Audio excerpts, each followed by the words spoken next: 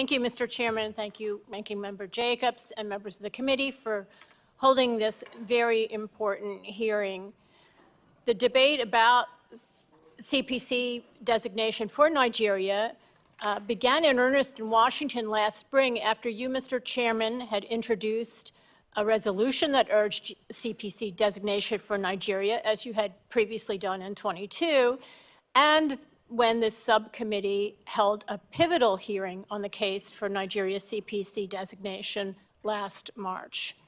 Thankfully, President Trump listened, and he made his decision based on two criteria. One, under the International Religious Freedom Act, that these were severe violations of religious freedom, and that the government of Nigeria, President Tinubu, was either actively engaged or tolerating these violations. Those are the criteria of the IRF Act.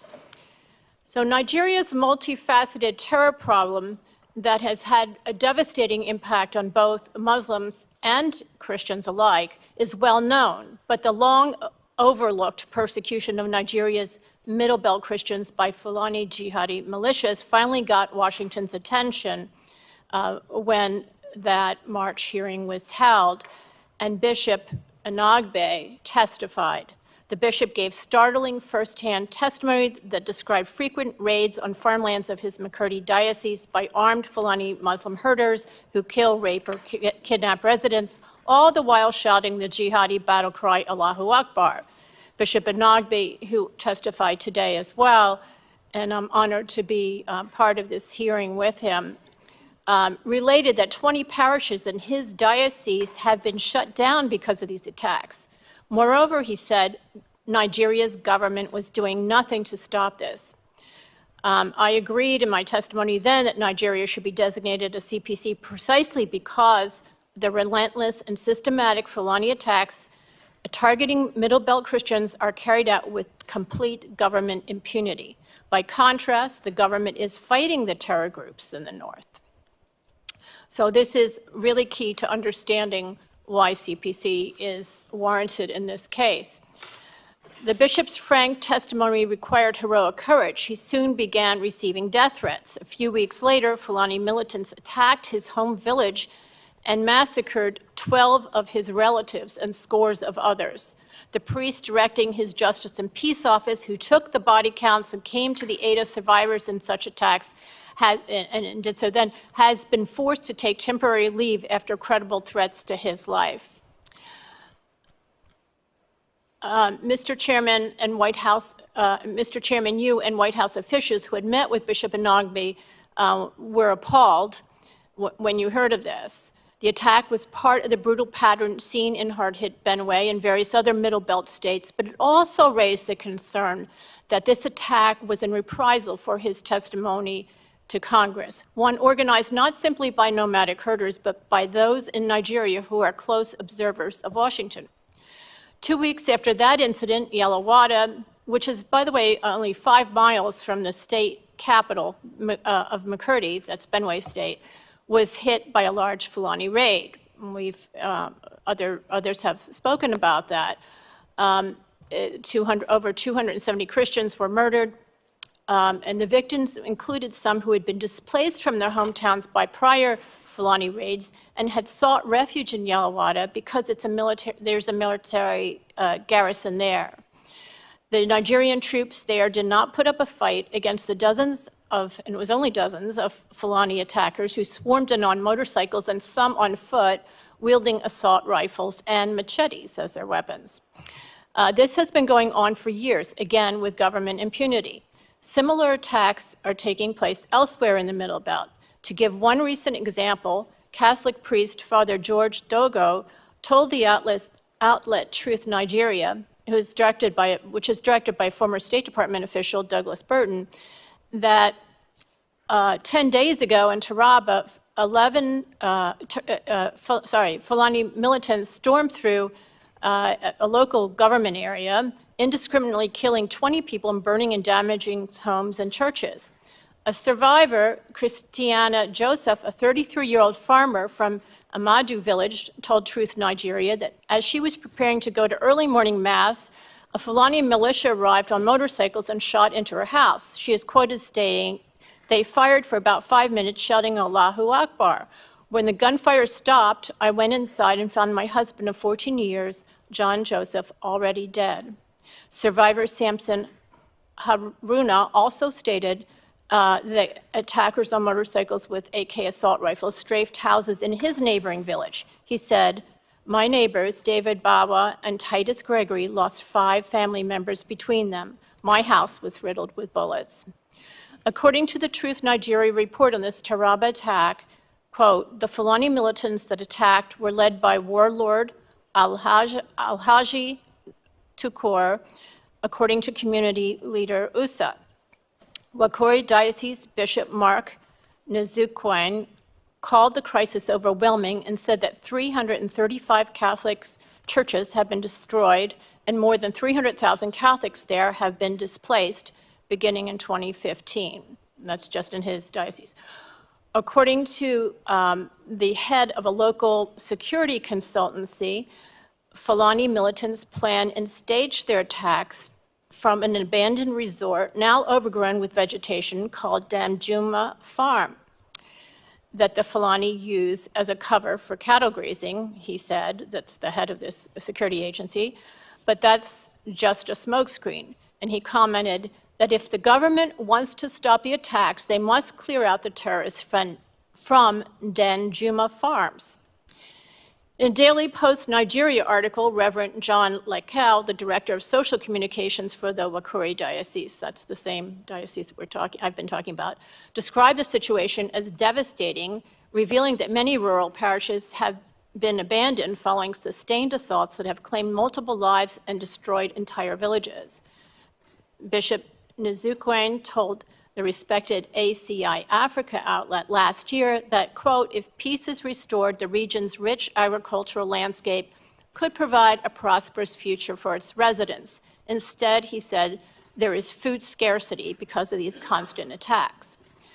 And there are countless reports like this across the Middle Belt. I mention this one because it shows that Abuja has failed to act even when the Fulani aggressors are identified and their base from which they launch repeated attacks are known. This represents not only a horrifying pattern of severe persecution by Fulanis targeting largely Christian areas, but also a shocking pattern of government tolerance of this persecution. I want to give one last example from Plateau State that occurred a month ago. The Reverend Ezekiel Dechomo of Plateau, who is the regional chairman of the Church of Christ in Nations, told journalist in Jos on October 24 that Islamic extremists have threatened to murder him from calling on the Nigerian and US governments to help protect Christians against genocide. He told the Christian outlet Morning Star News, quote, "My life is in grave danger. Even as I speak, I am on the lookout for attacks. I no longer sleep with my eyes closed. I have been attacked before but escaped." The threats came after he appeared in a video on October 15, standing in a mass grave containing the remains of a dozen slain church members, reportedly killed by Fulani herders. And Mr. Chairman, there have been hundreds of priests and pastors killed in the last 15 years, targeted.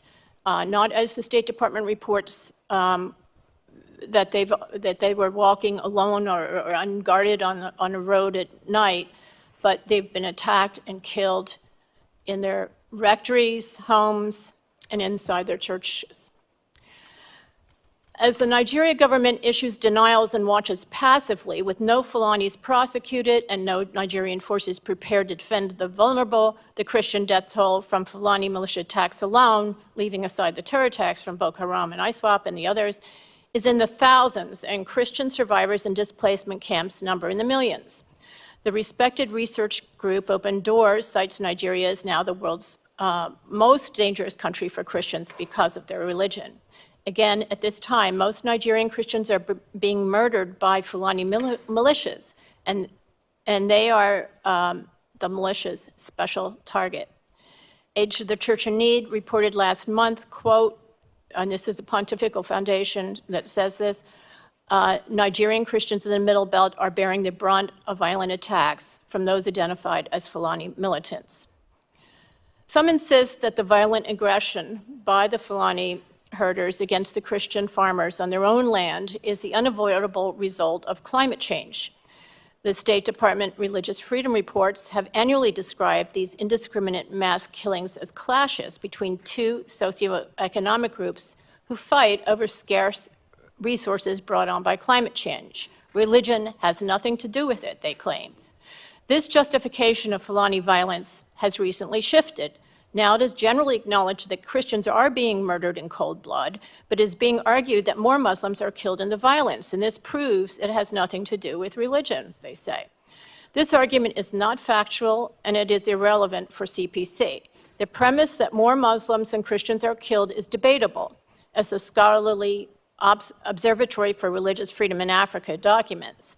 In any case, most Nigerian Muslims live in the north, where Boko Haram and a plethora of ISIS and al-Qaeda-linked Islamic terrorist groups attack them and non-Muslims alike, and this violence, too, is religiously based.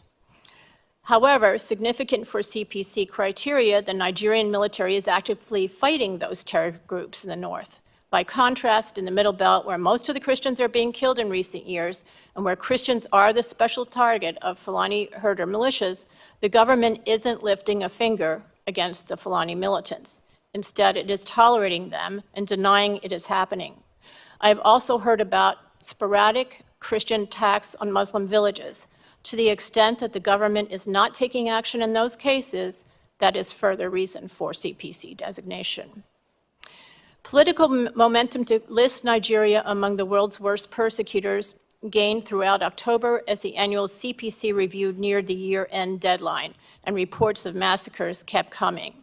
On October 21, the Pontifical Foundation, Aid to the Church in Need, issued its World Survey that reported, quote, "The number and ferocity of the attacks on Christian villages in the Middle Belt have led some experts to conclude that these incursions are a deliberate land grab to remove Christians and Islamize the region," end quote.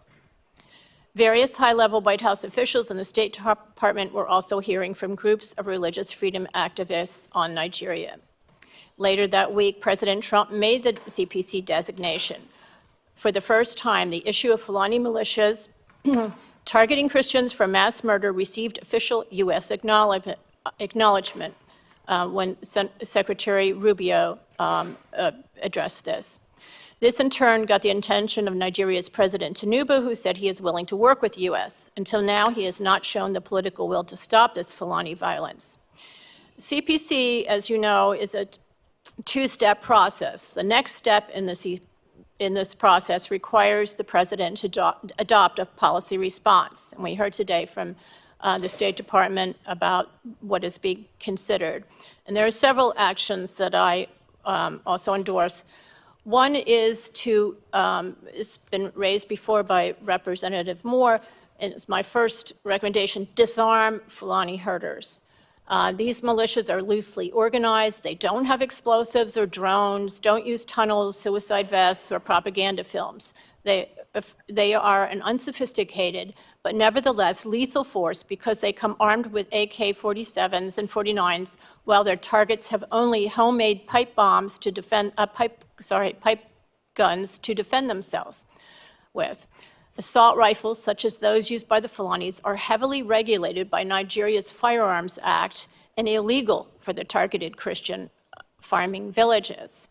The act specifically only allows homemade what are called Dane guns, cap guns, and another muzzle-loading guns.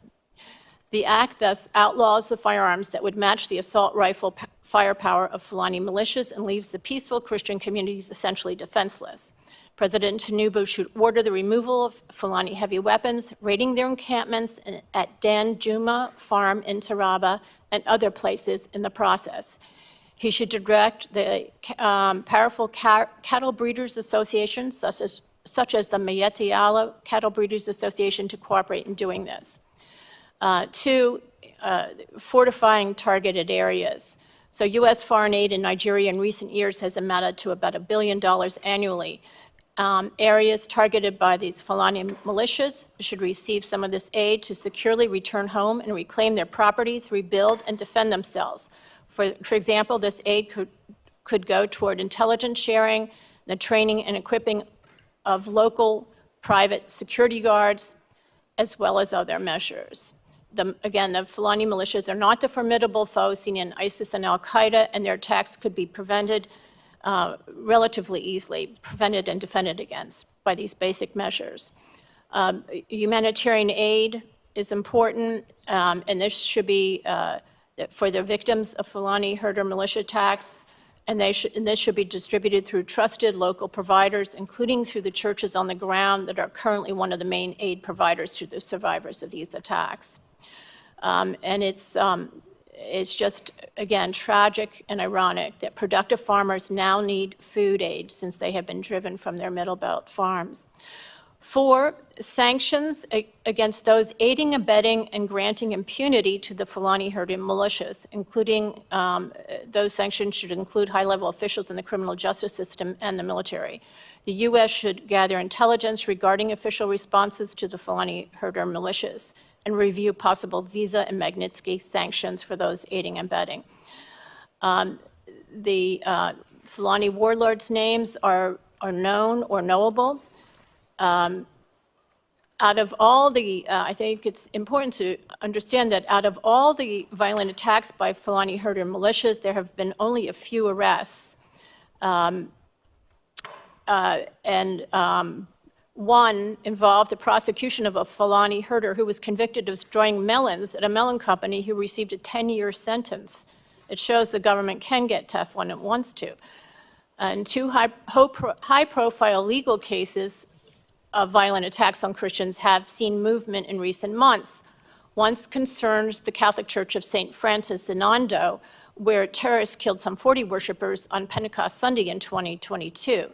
Depositions are being taken in that case. Ondo's bishop recently told me, but the trial has not yet started. It's important to note that's not in the Middle Belt, it's in the South. The 5 suspects being held are said to be part of the East African Shabab terror group and are not members of the Fulani herder militia. The other case involves the Yelawada massacre itself, where charges are have been filed against 5 Fulani herders in September, in an extremely rare example of prosecution that I believe is attributable to the pressure raised by the CPC debate in Washington. Finally, the International Religious Freedom Act suggests as a possible policy response to CPC designation a binding agreement with the country to prevent further violence. So I think that that is something that should be considered as well.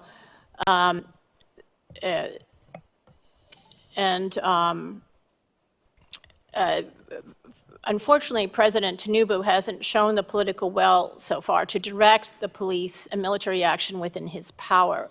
And he argues that because the police force is centralized under the Constitution, he is overwhelmed. He says that a constitutional amendment is required to give back policing power to the governors of the states, and that could take years. However, right now there exist legal ways he can shore up defenses within the targeted Christian areas. For example, decentralizing police commands internally, or empowering local guards, or deploying more mobile police units to states, and prioritizing referrals of state governor police orders for presidential review. So I suggest that the U.S. enter into a binding agreement with Nigeria to ensure this needed police protection against the Fulani militias. Since President Trump's CPC designation, I note some Nigerian officials, including generals of a force in the southern state of Ondo, who cite worries about securing Nigeria's wide open border, already asked for U.S. partnership in an effort to help, to quote, help flush out Fulani ethnic militia terrorists from the Southwest. Thank you. Ms. Shea, thank you so very much for that very